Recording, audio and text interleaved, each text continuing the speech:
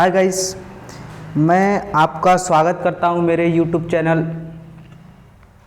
Channel पे। मेरा नाम क्या है? मारुति। मेरा नाम क्या है? मारुति। ठीक है। मैं अपने स्कूल के तरफ से मैं अपने स्कूल के तरफ से ये जो खाली टाइम मिलता है उसमें मैं थोड़ा बहुत वीडियो बना लेता हूँ। थोड़ा बहुत वीडियो बना लेता हूँ कि जो बच्चे जो नहीं पढ़ पाए वो मेरे यूट्यूब चैनल से देखकर अपना जो सब्जेक्ट है वो पढ़ लें। सब्जेक्ट जो है पढ़ लें। ठीक है ना। मैं आपको क्या बताऊंगा? Types of sentence. ठीक है ना।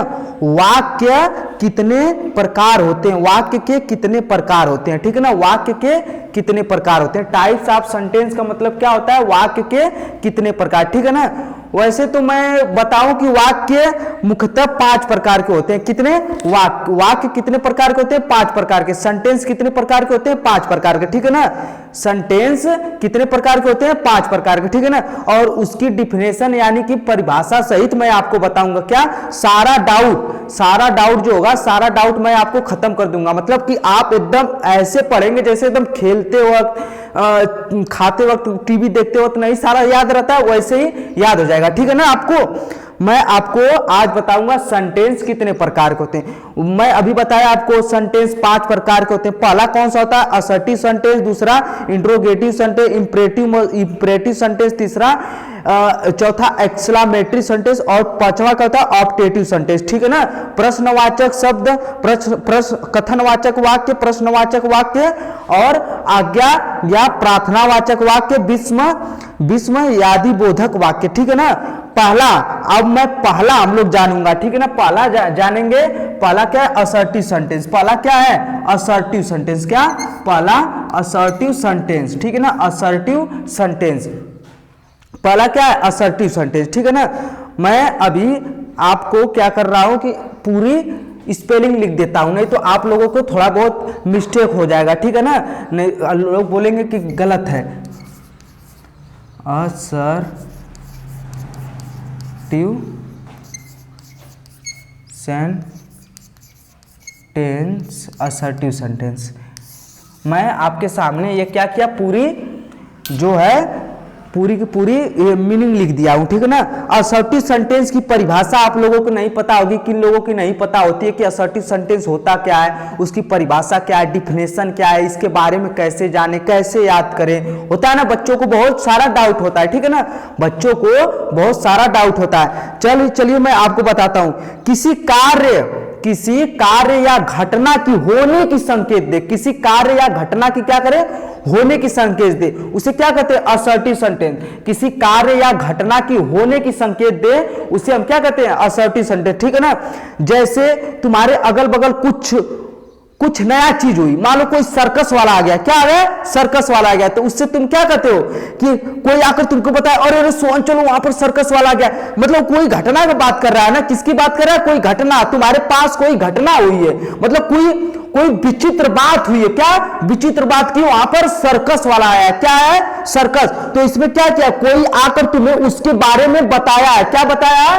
कोई उसके बारे में बताया है ना कि सर्कस वाला आया। ठीक है ना। तो इसमें किसमें? किसी कार्य के होने की घटना का, किसी कार्य या घटना के होने अथवा न होने की सूचना देना। मैं परिभाषा लिख देता हूं। किसी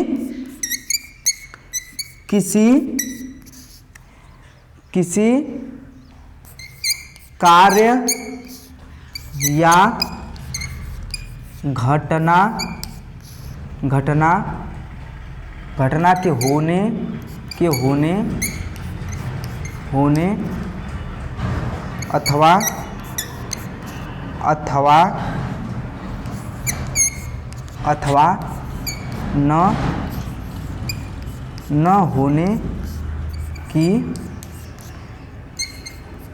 के होने अथवा न होने की सूचना देना। ठीक है। किसी कार्य या घटना के न होने की सूचना देना। अब इसमें देखो बच्चों, इसमें क्या है? किसी कार्य या घटना, ध्यान से डिफिनेशन देखना, मिस्टेक नहीं होनी चाहिए। और कमेंट में जो आए मुझे बता देना। ठीक है ना। किसी कार्य या घटना के होने अथवा न होने की सूचना देना, ठीक है ना। किसी कार्य या घटना के होने या न होने की सूचना देना, उसे क्या कहते हैं, असर्टिव सेंटेंस। क्या कहते हैं, असर्टिव सेंटेंस। जैसे में लिखना हरी रीड्स अ बुक, हरी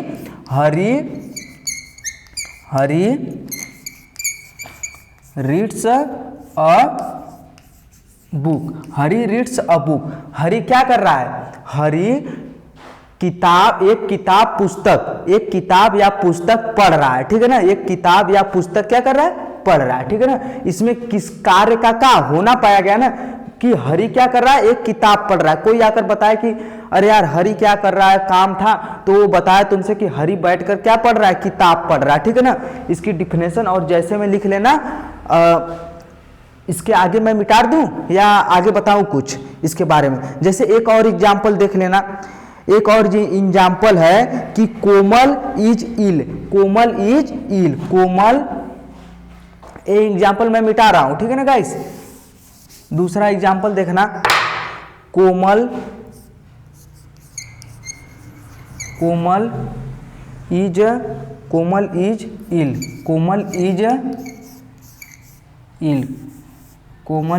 इल, मतलब कोमल क्या है, बीमार है। कोई तुमसे बोला, कोई इसकी दोस्त हुई, अगर उससे उसका दोस्त पूछा अरे यार कोमल कहाँ है, जरा पता चल जाता तो ठीक है। कोमल अगर उसको क्या बोल रही है उसकी दोस्त कि कोमल क्या है, बीमार है, ठीक है ना। कोमल क्या है, बीमार है। उसको बताया, कौन बताया, उसकी फ्रेंड ने कोमल के बारे में बताया कि कोमल क्या है, बीमार है, ठीक है ना।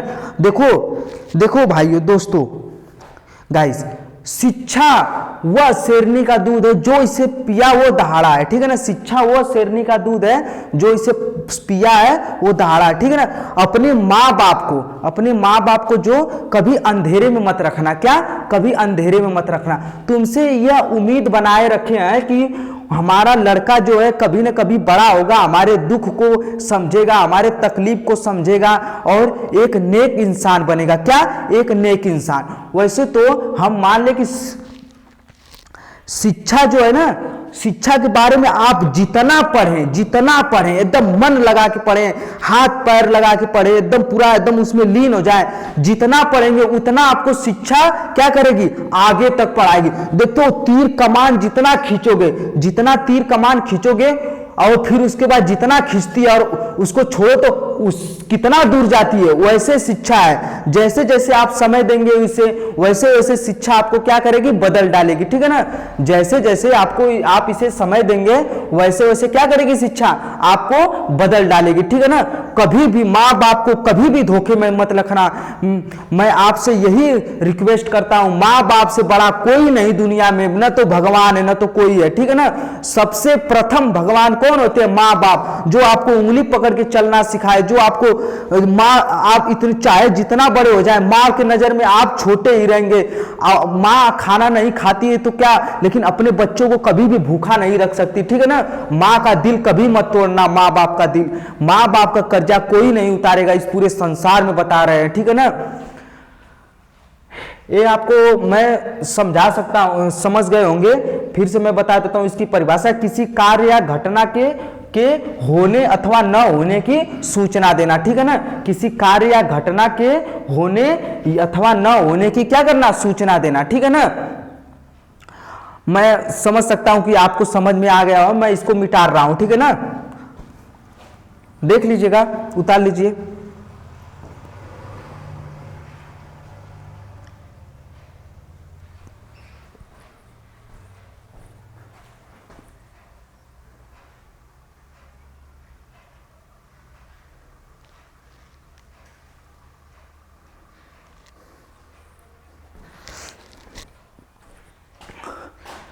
ठीक है गाइस, मैं मिटाने जा रहा हूं, ठीक है ना। मैं इसे क्लीन कर रहा हूं।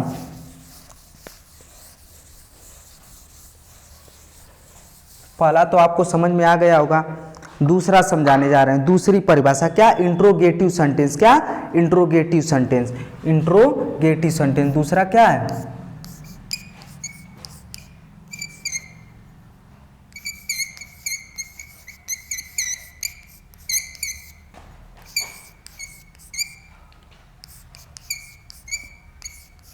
इसकी हिंदी होगी प्रश्नवाचक वाक्य। किसकी हिंदी होगी?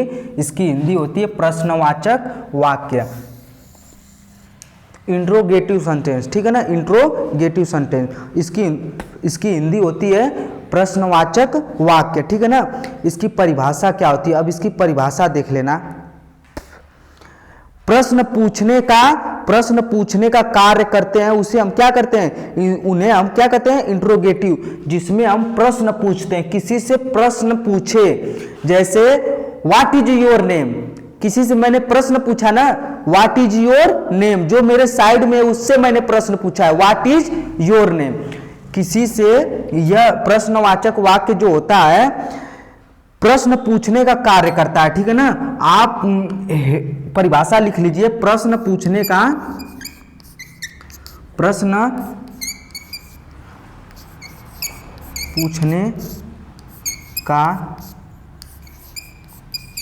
कार्य होता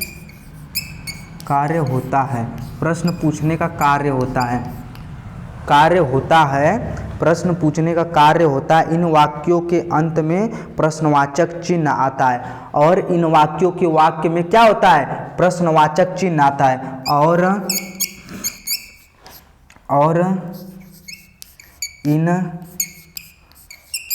इन वाक्यों के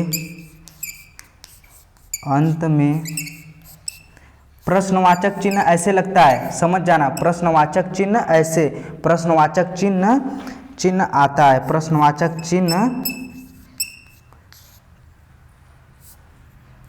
चिन्ह आता है। इसे क्या कहते हैं? प्रश्नवाचक शब्द कहते हैं, ठीक है ना। एक बार और सही से मैं बता रहा हूं, प्रश्न पूछने का कार्य होता है। इसमें इंट्रोगेटिव में क्या होता है? इंट्रोगेटिव सेंटेंस की हिंदी वही होती है ना, प्रश्नवाचक वाक्य। इसमें क्या होता है? प्रश्न पूछने का कार्य होता है, ठीक है ना। क्या होता है? प्रश्न पूछने का कार्य होता है, और इन वाक्यों के अंत में प्रश्नवाचक चिन्ह आता है। क्या? प्रश्नवाचक चिन्ह आता है, ठीक है ना। इन वाक्यों के अंत में क्या आता है?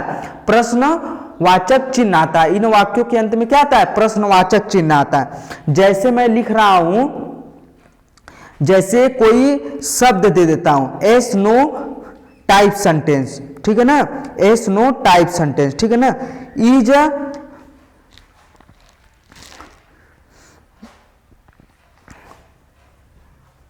ये आप परिभाषा लिख लीजिए, उसके बाद मैं थोड़ा डिफिनेशन बताऊं इसकी। और आप ये थोड़ा सी परिभाषा लिख लीजिए, लिख लिए गाइस। मैं इसको मिटा रहा हूं, एक बार फिर बता रहा हूं। प्रश्न पूछने का कार्य होता है, और इन वाक्यों में अंत में क्या होता है? प्रश्नवाचक चिन्ह आते हैं। इन वाक्यों के अंत में क्या आता है? प्रश्नवाचक चिन्ह आता है, ठीक है ना। मैं मिटाने जा रहा हूं, ठीक है ना।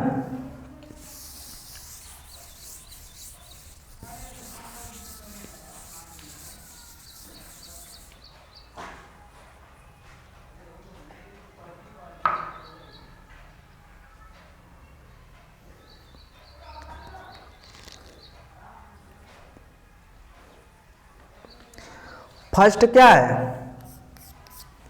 फर्स्ट क्या है? यस या नो। फर्स्ट क्या है?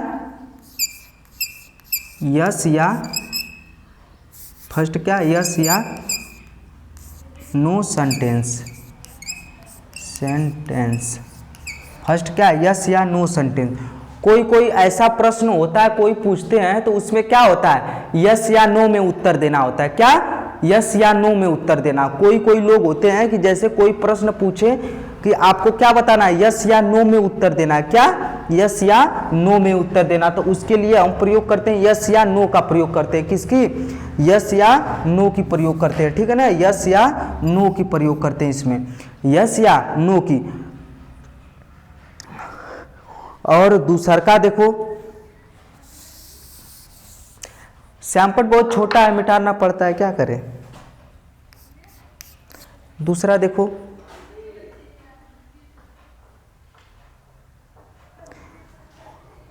व्हाट से संबंधित, क्या, क्यों, कैसे। व्हाट से संबंधित, क्या, क्यों, कैसे। टाइप, TYPE टाइप सेंटेंस, वाक्य से संबंधित टाइप सेंटेंस, ठीक है ना, वाक्य से संबंधित टाइप सेंटेंस, ठीक है ना दोस्त।